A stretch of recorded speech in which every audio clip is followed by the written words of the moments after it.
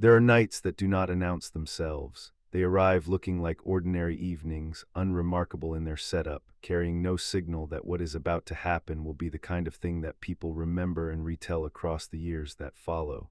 The music was not scheduled. The occasion was not planned. The guest of honor had not been invited.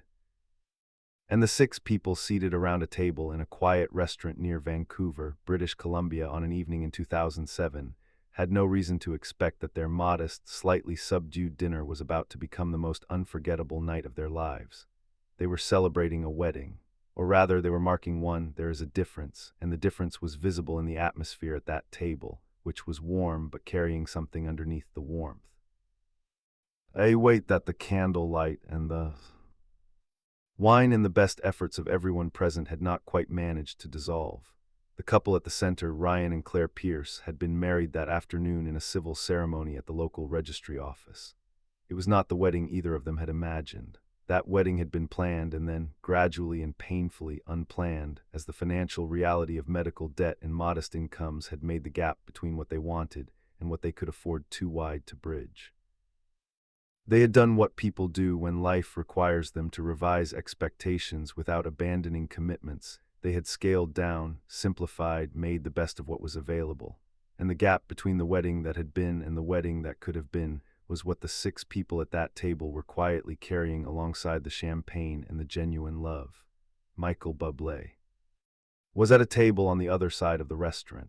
He was not there for any professional reason, not performing, not making an appearance, not fulfilling any career obligation. He was simply a man having dinner in a room he had chosen because the food was good and the evening was quiet. And then something at the table across the room had caught his attention in the particular way that things catch attention when they are saying something the eyes have not been specifically directed to read. Ryan Pearce was 28 and worked as an electrician for a contracting company servicing commercial buildings across Greater Vancouver. He was practical and steady, the kind of person who understood that the world was held together by unglamorous work done consistently. He had met Claire 3 years earlier, recognized something in her within the first hour of conversation that he could not name precisely but had not required a name for, and spent the following 3 years learning the full dimensions of what that recognition had been pointing toward. Claire, née Morrison, was 26 and worked as a pediatric nurse, a job that required a quality of sustained emotional presence most professions did not. She gave more than was asked without appearing to notice she was doing it. She had been engaged to Ryan for 14 months before the wedding, and in that time had watched the ceremony they had planned together gradually recede as Ryan's father's medical bills accumulated and the savings they had set aside were redirected to the more urgent purpose of keeping him alive. His father had survived. This was the genuinely important news. The wedding could be revised, the father could not be replaced, and Ryan and Claire held on to this whenever the smaller disappointment of the scaled-down evening pressed in. The six at the table, Ryan and Claire, Ryan's parents, Claire's mother, and Claire's younger sister, made the best of what was available with the warmth of people who love each other. There were toasts and laughter and the specific joy that arrives when people who care for each other are in the same room. But underneath it, quiet and not quite suppressed, was the awareness of the gap between what the evening was and what it might have been. Michael Bublé noticed this from across the restaurant. Not the gap itself. He could not have known about the canceled reception or the medical bills. What he noticed was something more basic, a table of six on what appeared to be a significant occasion, carrying something in their collective atmosphere that the evening's apparent happiness was not quite accounting for. He noticed the flowers first, a small arrangement of white roses, the kind someone had bought with care from a florist rather than ordered in the quantity that a reception would require. He noticed the way Ryan and Claire sat together, the specific closeness that couples have when they are acutely aware of each other, the small gestures of contact between people who have recently made a formal commitment and are still in the hours immediately following it. He noticed the champagne glasses raised with the slightly formal quality of a toast where the toasting was genuine, but the setting was not quite equal to the occasion. He noticed the expression on Claire's face in the moments between smiles when she was listening rather than speaking, when her attention moved to some private middle distance. It was not unhappy. It was the expression of someone who is actively choosing joy in the full knowledge of what the joy is being chosen over. He had seen that expression before. He knew what it carried. He called his waiter over. He asked quietly what was happening at that table. The waiter, a man named Tony who had worked at the restaurant for 6 years and had developed the attentiveness to room dynamics that experienced service people develop, told him what he knew. The couple had come in saying it was their wedding dinner. The ceremony had been that afternoon. The group was small, he thought, because the reception they had originally planned had not worked out. He had gathered this from a brief, slightly embarrassed explanation offered by Claire's mother when the reservation was made. Michael listened. He looked at the table for a moment. He looked at Ryan and Claire, who were laughing at something Ryan's father had said, their heads closed together. He looked at the white roses. He set down his menu. And he made a decision with the specific speed of someone whose instincts are already ahead of their deliberation. He asked Tony to bring him something. Tony listened, looked at Michael for a moment, and then, with the composure of a man who has seen a great many things and learned to take the extraordinary in stride, nodded and went to arrange it. Michael walked to Ryan and Claire's table without ceremony or announcement. He simply stood up from his own table and crossed the room, which he could do because the restaurant was quiet enough and he was certain enough in what he had decided to execute it without hesitation. Ryan recognized him first, the brief recalibration of a brain updating its understanding of where it is and what it is perceiving. He said something quietly to Claire. She looked up. The table went from the comfortable noise of conversation to a particular silence in the space of 3 seconds. Michael introduced himself and said, "I understand you got married today. Congratulations. And then, I'd like to sing at your wedding if you'll let me." He said it in the tone of someone making a request rather than an offer, not the performance of generosity, but the genuine seeking of permission to do something he wanted to do. Ryan's mother said, "Are you serious?" Michael said, "Very," simply, without elaboration. Claire said yes before Ryan had finished looking at her, before her mother had recovered from her question, before anything else in the room had time to catch up to the speed at which the evening had just changed.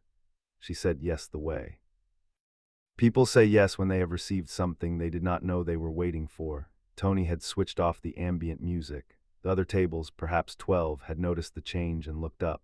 Michael stood at the center of the room without a microphone, without a stage, without anything the professional version of this required except the voice itself and the room's natural acoustics. 60 people who had come for dinner were now holding completely still without being asked. He sang "Haven't Met You Yet." He chose it because it was the right song, a song about the belief that something good is coming, the optimism of someone certain the future will hold what they need. For Ryan and Claire, who had found each other and held on, the song carried a different weight than its literal meaning. It was the sound of a promise kept, of the future. Their younger selves had believed in having arrived despite everything that had tried to complicate the arriving. He sang it directly to Claire. Not in the studied way of a professional delivering a love song to a stand-in audience, but in the way you sing something to one specific person when you understand what the song means to them, when performance and communication are the same thing rather than two activities happening simultaneously. Claire cried. She did not try not to, it would have been both impossible and beside the point. These were not the tears of sadness or overwhelm, but the tears of someone receiving something they had quietly given up expecting to receive, arriving anyway from a source they could not have predicted.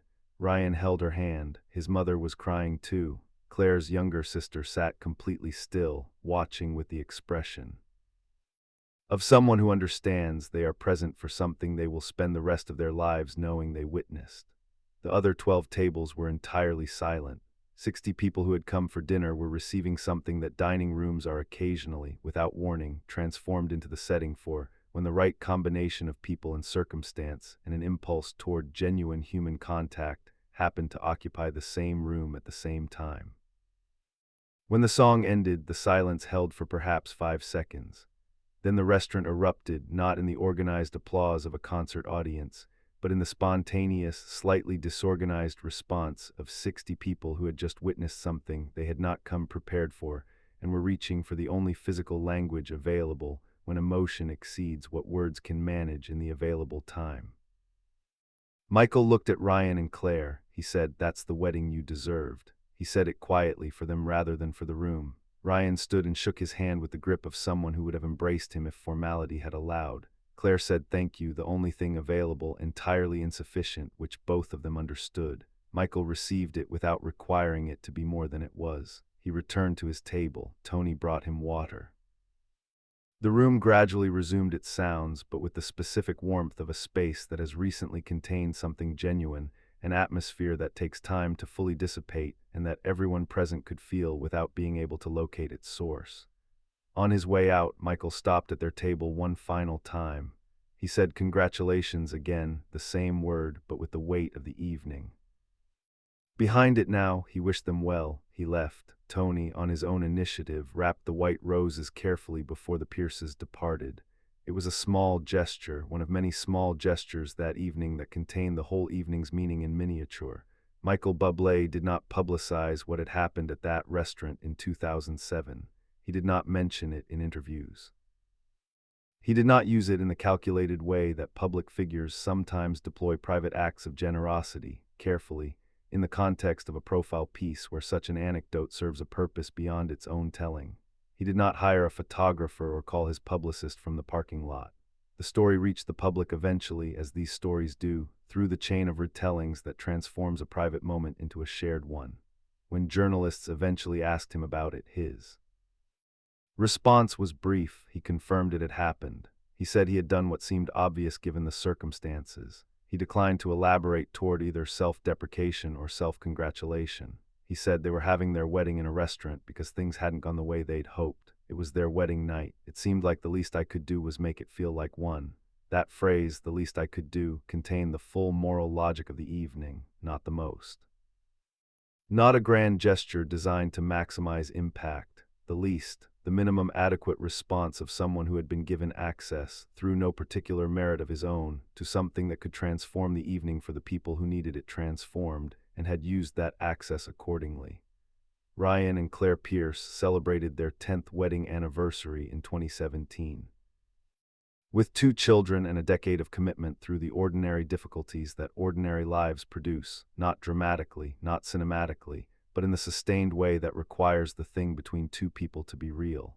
Their marriage had held because the thing was real, which had been evident from the evening they sat in a restaurant with 6 people and white roses, and the weight of the wedding they had not had pressing quietly beneath the one they did. They still have a photograph. Slightly blurry, taken on Claire's sister's phone during the song, neither Ryan nor Claire looking at the camera. It is framed on the wall of their house. When people ask about it, Claire tells the story. She tells it with the pleasure of someone who has told a story many times without growing tired of it, because the story is not really about what happened in the restaurant. It is about what the restaurant contained that evening, which was proof that the world occasionally offers, without warning and without being asked, that human decency is still operative and still capable of arriving in an ordinary life in the form of a stranger who decides to sing at your wedding. Tony still works at the restaurant. He has been asked about the evening many times. His account is always the same. He says, he walked over and told me what he wanted to do.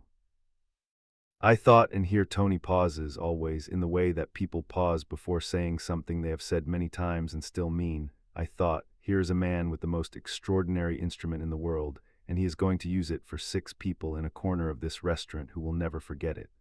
That is what music is for. That is exactly what it is for. Michael Bublé has filled arenas that hold 20,000 people. He has performed for audiences that number in the tens of millions across his career.